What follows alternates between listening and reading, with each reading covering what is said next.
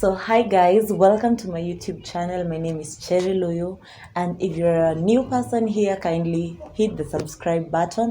And if you're returning, karibu sana. Welcome again. Hit the notification bell so that you can get my notifications.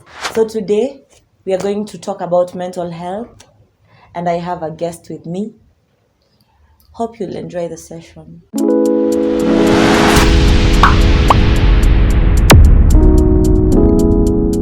Hi. Hi, Karibu sana. thank you so much. Kindly tell us your name.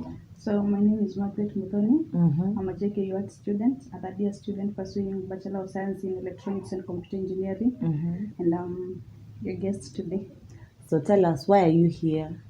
I'm here to share my story on mental health and depression. I'm a person living positively with bipolar disorder. Okay, so venye mmesikia, she's Margaret Mso, na leo amekuja kushare story yake na sisi. So I hope it will inspire some of us so that we can see life in a different way. So tell us, uli notice aje uko na bipolar? How has it been for you? So when I was a child, I used to have these moments where I would feel like crying. I would feel like sometimes I'm hyper, sometimes I'm low, but I couldn't necessarily tell it's bipolar because I'm a child. I don't know anything about mental health. And when I came to campus, Yeah. I started with a suicidal attempt. My first month in campus, that was back in September 22nd. I attempted suicide, was taken to JPAT hospital, but was diagnosed with depression. So I was treated of depression for 1 year. Yeah. And then after that 1 year, I attempted suicide again. And that suicidal attempt was quite fatal because I was admitted in Thika level 5 for 3 days where I was asleep. I don't know if I would call it a coma. I'm not sure whether to call it a coma. Like you don't remember anything I that don't remember happened? anything, but I was asleep from Tuesday to Friday. I woke up on Friday. I took 10 carbamazepine. Carbamazepine is a medicine that is used to treat depression. Yeah, so I was taken to Matari Mental Hospital. That's where I was diagnosed with bipolar disorder. Yeah. And since then, I've been treated of bipolar. The journey has been tough, stigmatization all over, but it's getting better with self-awareness. Okay. So how did your parents take it? At first, it was tough. My Yeah. dad was like, hii ni kitu ya kujitakia. Uh-huh. My mom was also like, depression is something that is brought by things that you can control. But later on, my mom became so supportive because little by little, she came to learn that depression is something that is all over, and it's not something that you can control, or you can just get away with. Okay. It's something that slowly by slowly you learn how to treat it, how to manage it. So that's how my mom came to learn. My dad still dates. He's not that supportive, but at least he's getting better. But for my mom, she has been my number one support. Yeah. My number one fan when I'm okay. When I'm not okay, my number one support. Yeah. That's what I would say. That's awesome. So do you have friends? I do have friends. How do they take the situation? Actually, something funny is that most of my friends, unless you're close to me, Yeah. they don't know that I have a condition.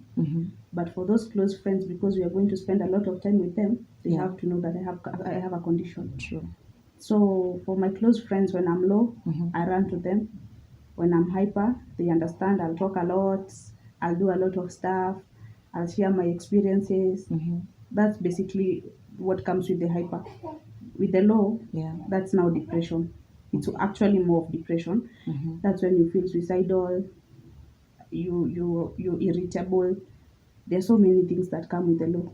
But So when you're low, how do you really handle it at that specific time? What do you really feel? first of all, Yeah. you have to have self-awareness that this is just an episode that will pass. So when I'm low, mostly before I knew I was bipolar, I used to cut myself. I used to attempt suicide by taking overdose. I've taken 32 Panadols, 25 Piritons. I've taken a lot of medicine. Yeah. But when I came to realize that it's an episode in bipolar, so when I'm low, mostly I have to tell my mind it's just an episode and it will pass.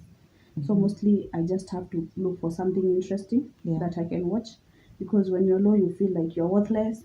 you feel like the world is against you, you start to remember each and every episode that someone has done something wrong to you. That is basically the law. You Okay. feel like it can't be any better. Okay. Yeah. So currently you're a new mom. Yeah. So how are you handling motherhood and the condition plus school? How is it for you? I would say it's crazy. How crazy? Can you explain it? Because first of all, with bipolar, sometimes you just feel I need a break. And then when I was a new mom, I got diagnosed with right now my son is 3 months old. So when he was 1 month old, I got diagnosed with postpartum depression. Yeah. And it was quite tough because I started hating my son. Sometimes I would slap him. It was tough. I didn't know what is happening because when I saw my son at first sight, I really loved him. In the first few weeks, I really loved him, and then all of a sudden, I hate him. So I couldn't understand, but I knew something like postpartum depression exists. So I just called my psychiatrist, and then I shared with him whatever I was going through. He's Dr. Munga, by the way.